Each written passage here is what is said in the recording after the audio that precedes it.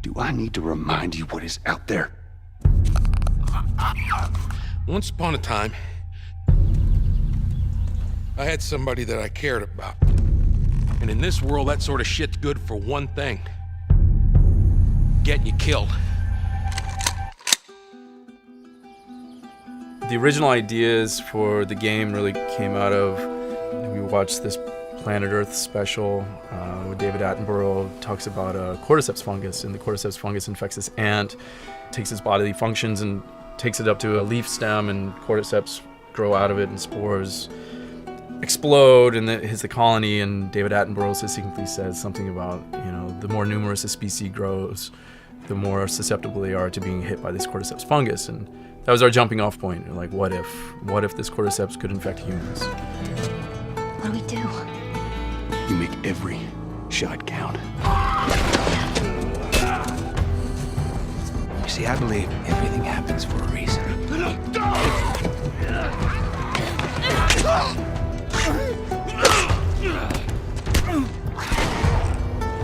We don't have to do this. You know that, right? After all we've been through. Everything that I've done. It can't be for nothing. It really became clear from the very first pitch that they gave that they were trying to tell something completely different and completely intimate. The sound effects and music and the technology that made it all happen in The Last of Us is not a reactive process. We were very much in it from the very beginning and sculpting out what it was going to sound like. We knew that it was going to be challenging to create sound for a world that had no technology, no electricity for the most part.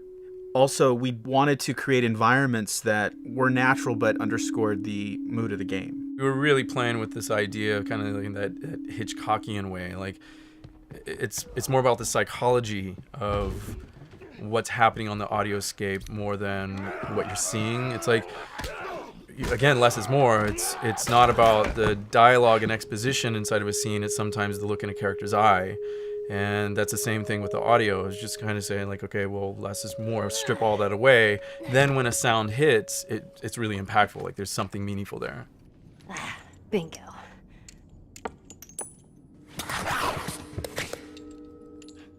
Ellie, come on. Go.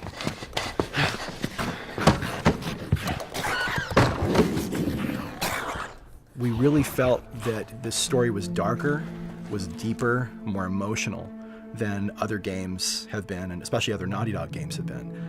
And how do we purvey that in the sound of the game?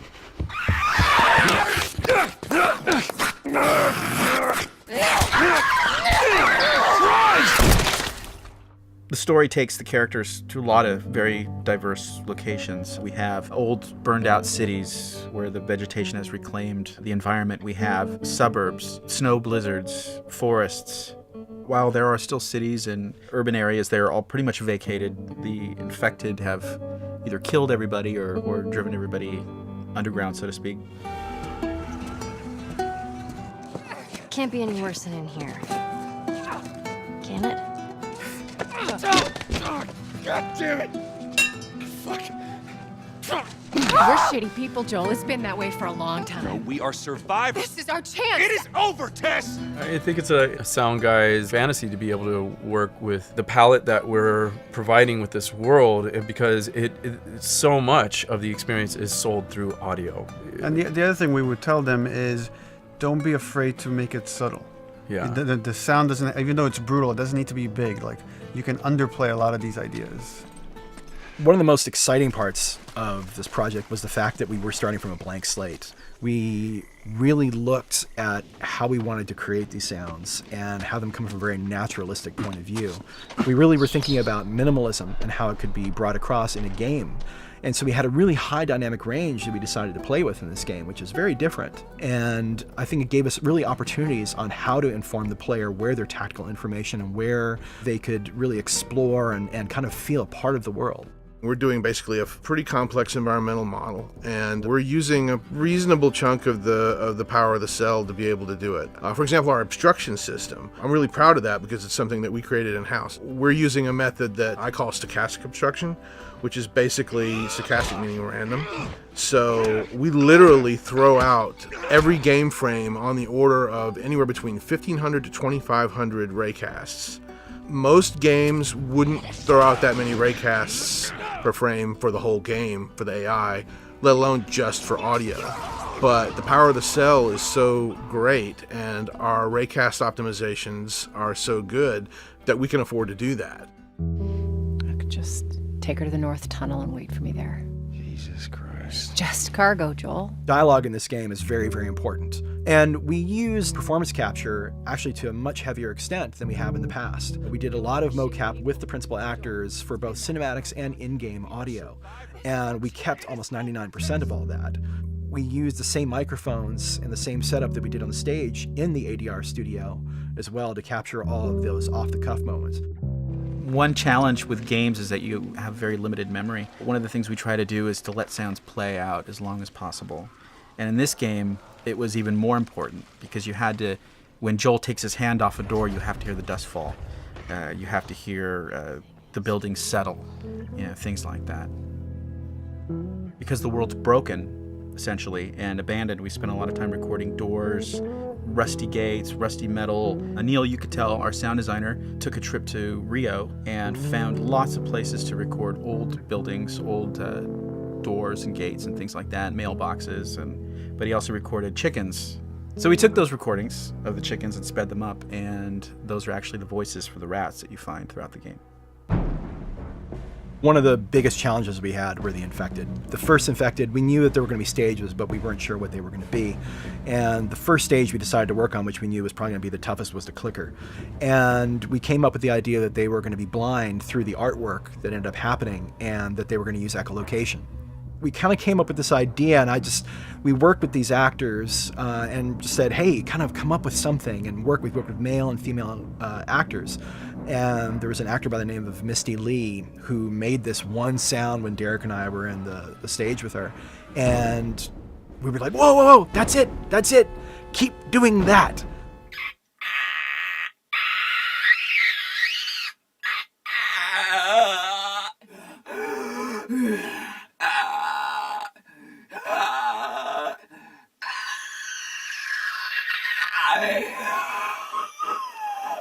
And it was just this thing in the back of the throat, which, I don't know, unfortunately or fortunately for the players, I'm sorry, that I was able to emulate. And I kind of became the sound of the male clicker. And it was just this really kind of tight, like, this kind of like sound that was back there.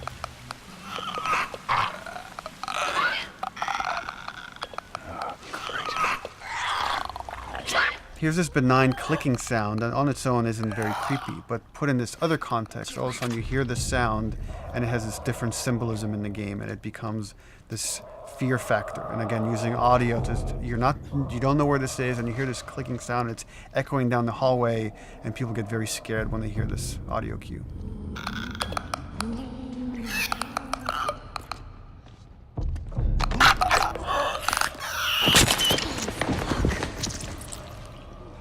One thing we came up with right away was that what we consider action music in The Last of Us isn't really stereotypical action music. It's still relatively low key. If you take it out of context and listen to it, you wouldn't think, oh, that's a huge action scene or that's a big fight.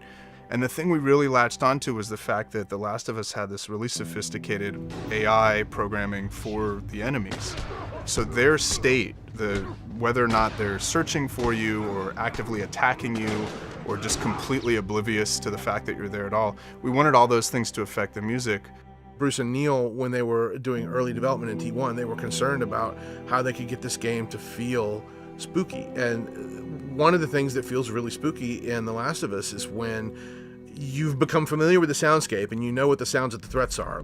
You've seen the clickers, you know what they sound like, so your lizard brain is ready for fight or flight. And then you hear one through a doorway.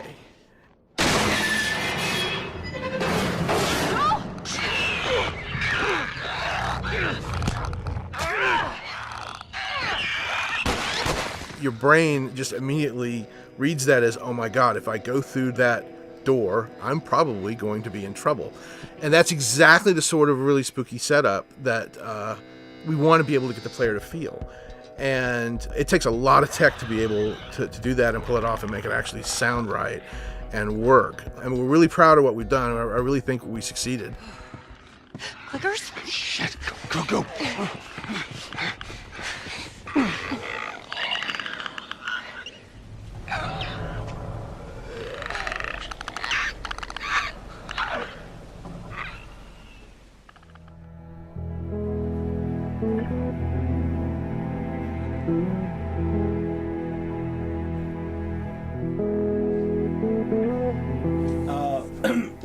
I mean, we could add just a little bit, very subtle, but downfall sometimes at the end of the phrase in the flute. The thing we liked about Gustavo's music is how sparse it is and how much he's able to achieve with very little, which basically fit with what we're trying to do with The Last of Us very well. And the first thing we heard was what became the Last of Us theme, which he did for the trailer. And Bruce and I remember we got that file and we're supposed to give him feedback, and we're listening to it and we're just like, this is awesome. This is better than anything we could have imagined. We're kind of blown away of like how already the first piece, he just hit it out of the park.